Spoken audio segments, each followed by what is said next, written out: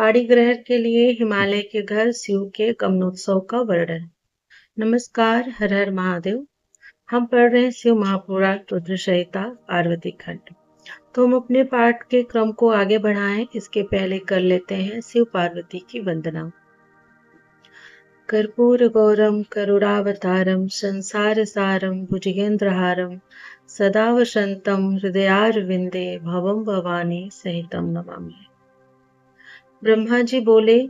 तदनंतर शैलराज ने प्रसन्नतापूर्वक बड़े उत्साह से वेद मंत्रों के द्वारा शिवा एवं शिव जी का उपनयन संस्कार संपन्न कराया। तदनंतर विष्णु आदि देवताओं एवं मुनियों ने हिमालय के द्वारा प्रार्थना किए जाने पर उनके घर के भीतर प्रवेश किया। उन लोगों ने लोक तथा वेद रीति को यथार्थ रूप से संपन्न कर शिव के द्वारा दिए गए आभूषणों से पार्वती को अलंकृत किया। सखियों और ब्राह्मणों की पत्नियों ने पहले पार्वती को स्नान कराकर पुनः सभी प्रकार से सजाकर उनकी आरती उतारी। शंकर प्रिया तथा गिरिराज सुता वर्णिनी पार्वती उस समय 2 नूतन वस्त्र धारण किए हुए अत्यंत शोभित हो रही थी। हे मुने, उन देवी ने अनेक प्रकार के रत्नों से जटित परम दिव्य तथा अद्भुत कंचुकी धारण की, जिससे वे अधिक शोभा पाने लगे। तदनंतर उन्होंने दिव्य रत्नों से जड़ा हुआ हार तथा शुद्ध सुवर्ण के बने हुए बहुमूल्य कंकड़ों को भी धारण किया। तीनों जगत को उत्पन्न करने वाली तथा महाशैल की कन्या सौभाग्यवती वे पार्वती मन में शिव जी का ध्यान करते हुए वहीं पर बैठी हुई अत्यंत शोभित होने लगी। उस समय दोनों पक्षों में आनंददायक महान उत्सव हुआ और नाना प्रकार के अवर्णनीय दान ब्राह्मणों को दिए गए। इसी प्रकार लोगों को भी अनेक प्रकार के दान दिए गए और वहां उत्सव पूर्वक गीत वाद्य एवं विनोद संपन्न हुए। तब मैं ब्रह्मा विष्णु इंद्र आदि सभी देवगण तथा सभी मुनि लोग बड़ी प्रसन्नता के साथ आनंद पूर्वक उत्सव मनाकर भक्ति पूर्वक ध्यान कर हिमालय की आज्ञा प्राप्त करके अपने अपने स्थान पर बैठ गए। इसी समय वहां ज्योतिष शास्त्र के पारंगत विद्वान गर्गाचार्य उन गिरिराज हिमालय से यह वचन कहने लगे। गर्ग बोले, हे हिमालय, हे काली के पिता, अब आप पाणी ग्रहण के निमित्त शिव जी को अपने घर पर ले आइए। ब्रह्मा जी बोले, गर्ग के द्वारा निर्देश किए गए कन्यादान के लिए उचित समय को जानकर हिमालय मन में अत्यंत प्रसन्न हुए।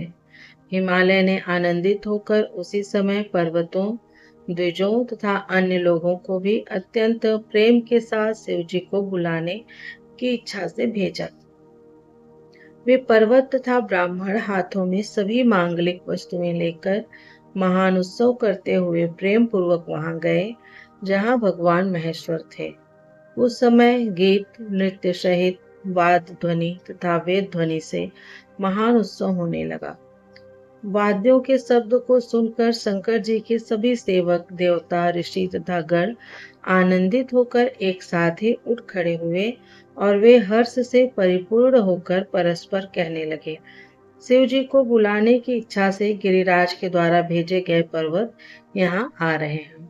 निश्चय ही पाणी ग्रहण का काल शीघ्र उपस्थित हो गया है, अतः सभी का महाभाग्य उपस्थित हो गया है, ऐसा हम लोग मानते हैं।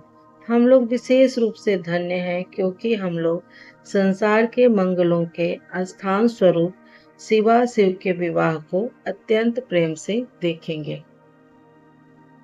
ब्रह्मा जी बोले, जब आदर पूर्वक उनका यह संवाद हो रहा था, उसी समय गिरिराज के सभी मंत्री वहां आ गए।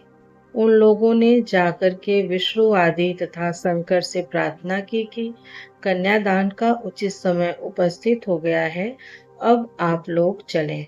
यह सुनकर वे विष्णु आदि सभी देवता मन ही मन अत्यंत प्रसन्न हुए और जोर जोर से गिरिराज हिमालय की जय जयकार करने लगे। इधर शिवजी भी काली को प्राप्त करने की लालसा से अत्यंत प्रसन्न हो उठे, किंतु अद्भुत रूप वाले उन शिव ने उसके लक्षणों को मन में गुप्त रखा। इसके उपरांत लोक पर कृपा करने वाले सूलधारी ने परम प्रसन्न होकर मांगलिक द्रव्यों से युक्त स्नान किया। सभी लोकपालों ने स्नान किए हुए तथा सुंदर वस्त्र से युक्त उन शिव को चारों ओर से घेरकर उनकी सेवा की तथा उन्हें वृषभ के स्कंद पर बैठाया। इसके बाद प्रभु को आगे करके सभी लोग हिमालय के घर की ओर चल पड़े। वे वाद्य बजाते हुए कुतूहल कर रहे थे। उस समय हिमालय के द्वारा भेजे गए ब्राह्मण तथा श्रेष्ठ पर्वतगण कुतूहल से युक्त होकर शिव जी के आगे आगे चल रहे थे। मस्तक पर विशाल छत्र लगाए हुए चवर डुलाए जाते एवं वितान से युक्त वे महेश्वर अत्यंत सुशोभित हो रहे थे। उस समय आगे आगे चलते हुए मैं, विष्णु, इंद्र तथा समस्त लोकपाल परम ऐश्वर्य से युक्त होकर सुशोभित हो रहे थे।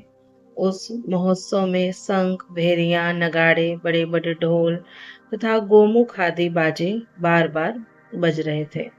सभी गायक भी मंगल गीत गा रहे थे तथा सभी नर्तकियां अनेक प्रकार के तालों के साथ नाच रही थी। उस समय इन सभी के साथ जगत के एकमात्र बंधु शिव परम तेज से युक्त होकर समस्त हर्षित सुरेश्वरों के द्वारा सेवित होते हुए तथा अपने ऊपर पुष्प विकीर्ण किए जाते हुए चल रहे थे।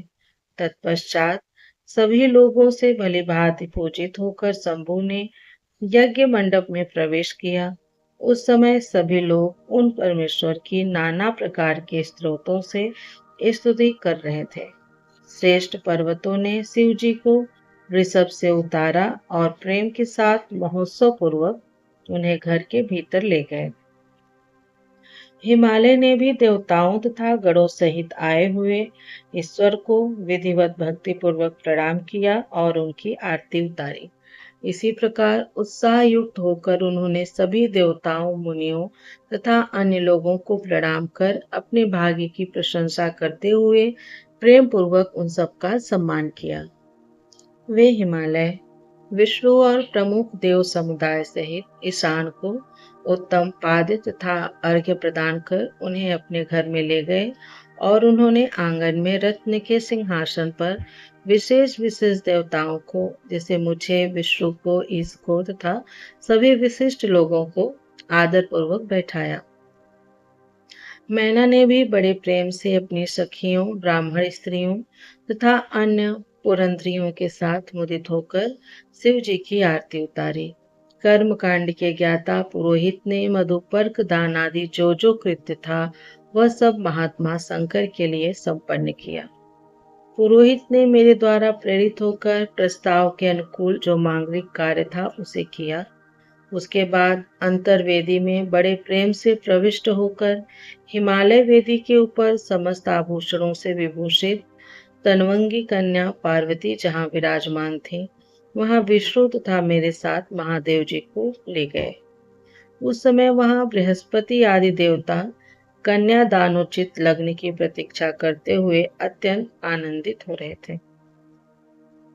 जहाँ घटिका यंत्र स्थापित था वहीं पर गर्गाचार्य बैठे हुए थे। विवाह की घड़ी आने तक वे प्रणव का जप कर रहे थे। गर्गाचार्य ने पुण्यावाचन करते हुए अक्षतों को पार्वती की अंजलि में दिया। तब पार्वती ने प्रेम पूर्वक शिव के ऊपर अक्षतों की वर्षा की। इसके बाद परम उदार तथा सुंदर मुख वाली उन पार्वती ने दही, अक्षत तथा कुश के जल से शिव जी की पूजा की, जिनके लिए उन शिवा ने पूर्व काल में अत्यंत कठोर तप किया था। उन शंभु को प्रेम पूर्वक देखती हुई वे अत्यंत शोभित हो रहे थे।